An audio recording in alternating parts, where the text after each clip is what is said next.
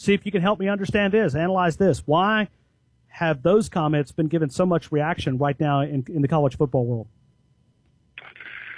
Well, I mean, that's what comes with, like me and you have talked about in past interviews, it's what comes with the position of playing the position of QB at the University of Alabama. And for the rest of your life and however long your career lasts in football, and then after football, people are going to, want to hear what you have to say about the university. And sometimes that's going to be taken out of context and blown up to be more of what it actually was intended for. And that's the bad side of media. And for the guy that first started it all and wrote the article, that's his job. The negative attracts people to click on the article and read it more, and then it goes from there. And now his name's all over the place, so it helps sell their product. But it's tough sitting there when I felt like I've been a big supporter of this year's team. Not only this year's team, Blake Sims. He's one of my good friends, and we talk all the time. And I try to help him with everything that I can. But that's just the way it goes.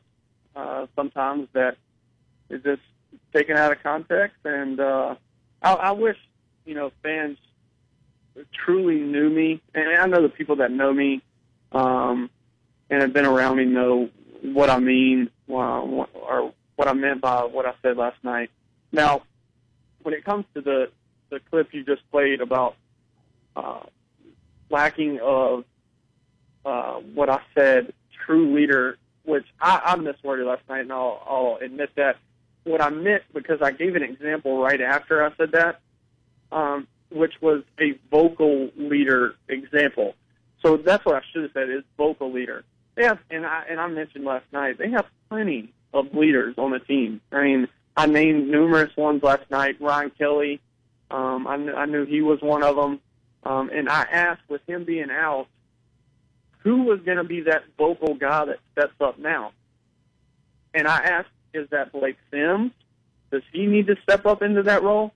That's not a negative in any way. There's two different types of leaders that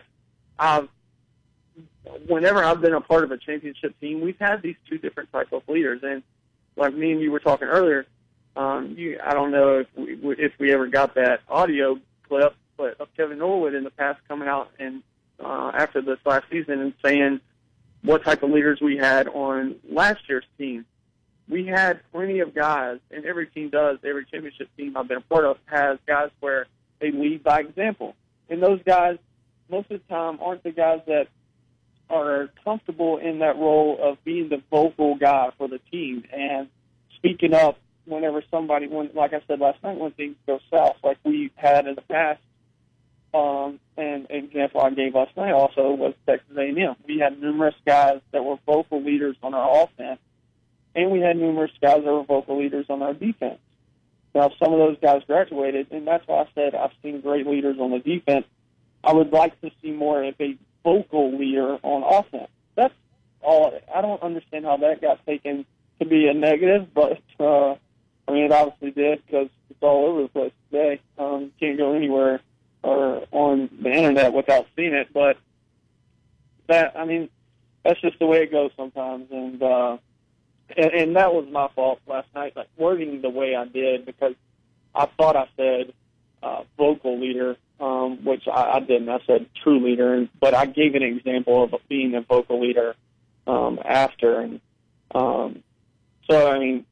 I really don't see what all the fuss was of people on the internet or on Twitter talking about me bashing the team. I never once have I ever bashed our team, especially this year.